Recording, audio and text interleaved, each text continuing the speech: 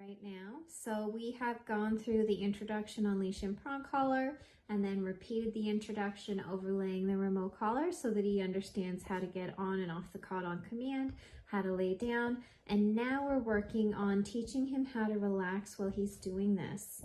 So Duke has been a very stressed, anxious dog for a number of years. He's around 4 years old now, and being anxious, pacing, reacting, and all the stuff that goes with it has been his default habit for a very, very long time. So what we're doing is correcting the mental arousal that precipitates his reactivity, addressing his concerns about the things that make him anxious, and also giving him the structure that he needs and the independence that he needs through things like place command training and crate training so that we can put his separation anxiety into remission. So separation anxiety is literally an addiction to togetherness, and it's typically being addicted to being together with people all the time. And then when your people are apart from you, or you're not able to control them, or there's stuff going on and you're not the center of attention, that's when we see the separation anxiety coming out. And what that looks like is some dogs destroy the house, some dogs poop and pee in the house, some dogs whine and howl and pant and shake like we see Duke doing.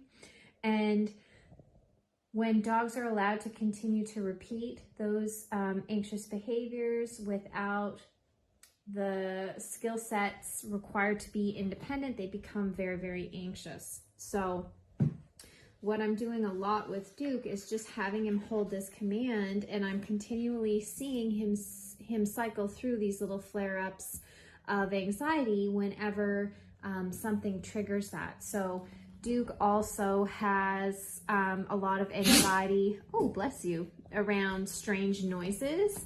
For instance, the beeps on the microwave. So rather than allowing him to run and hide every time he hears this,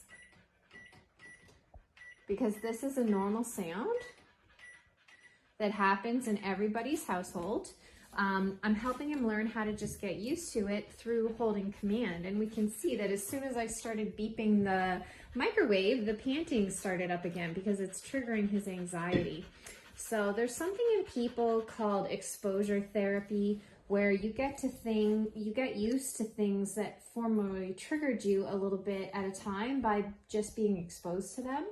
So we can do something very similar using our commands, using just life, and not allowing Duke to go back into that extreme flight response that he's had in the past, where he just like runs panting, shaking, worried, and fearful away from whatever's triggering him, because it's a very irrational response to a minimal trigger. Like the beeping on a microwave is so minor that it's pretty ridiculous for him to have this gigantic fear response to.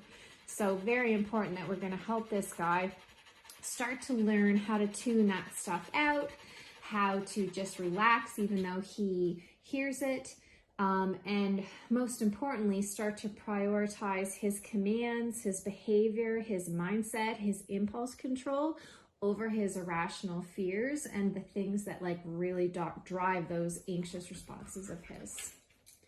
Takes a lot of work, doesn't it, buddy? It sure does. But even in less than a week that he's been here, he's doing so great.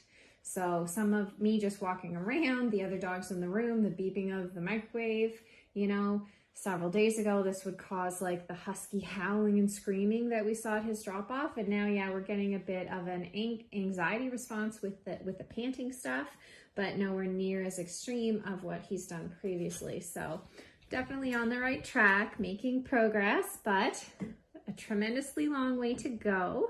But that's why you're here, Mr. Duke.